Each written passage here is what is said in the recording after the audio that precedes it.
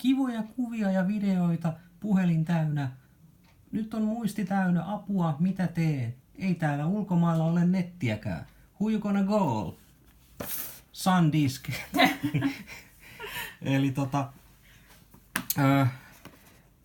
jos et saa iCloudiin pilveen videoita ja kuvia talteen, esimerkiksi vaikka ulkomailla, kun on netti ja data niin kallista tai hotellissa ei ole kunnon nettiä, niin mitä käytät? Sä käytät tämmöistä SanDiskia, iExpand Flash Drive. Ja tää löytyi Gigantista ja olin menossa hakemaan tätä ja valmiina köyhtymään satasen ja tossa näkyy se, miten se toimii. Eli siinä on Lightning ja USB toisessa päässä ja otetaan tuosta toi puukko.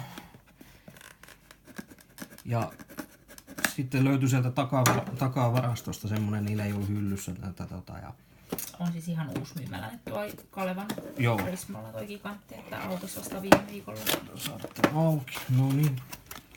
Ja kotona vasta kattelin, että hetkinen, tähän maksoikin vaan 50. Ja se syykin selvisi sitten, kun mä tutkin nettiä, että hetkinen, eihän tää ollutkaan se semmonen muistitikun kokoinen, vaan tää oli tää tämmönen 2 vuotta vanhempi malli, tää Drive-malli, joka on tämmönen hieman kookkaampi.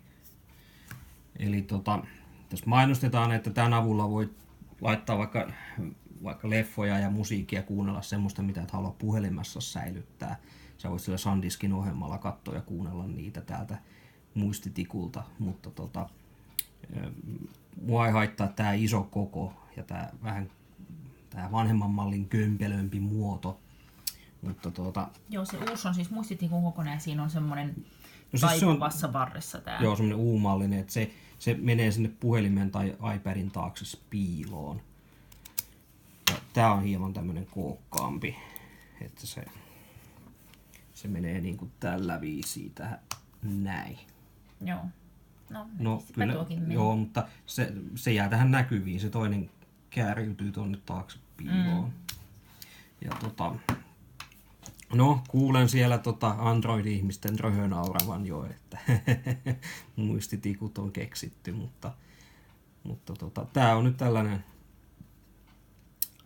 SanDiskin vastaus tähän Apple-ihmisten muistiongelmaan, mitä tehdä, jos tulee YouTube-videoita, kuvattuja YouTube-videoita, niin puhelin täyteen. Ja nehän tulee, kun hyvillä asetuksilla ottaa, niin kyllähän ne nyt äkkiä menee täyteen sen 64 gigaakin. Et tässä on nyt 64 gigaa lisää tilaa. On mulla se tosi iso kokoinen iCloudikin, mutta esimerkiksi ei tuo ulkomailla mennessä esimerkiksi tiedä, että miten hyvä netti siellä on. Että meneekö ne kaikki sinne, varmasti sinne, nettiin, pilveen, niin ne voi sitten imasta. Ja sitten sekin, että jos puhelin pöllitään, niin lomakuvat ja muut on ainakin tämmöisessä tallessa.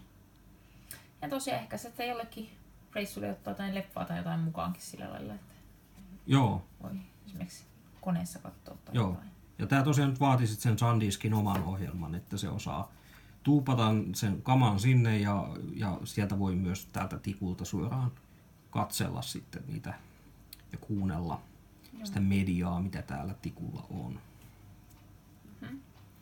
Mutta tämmönen.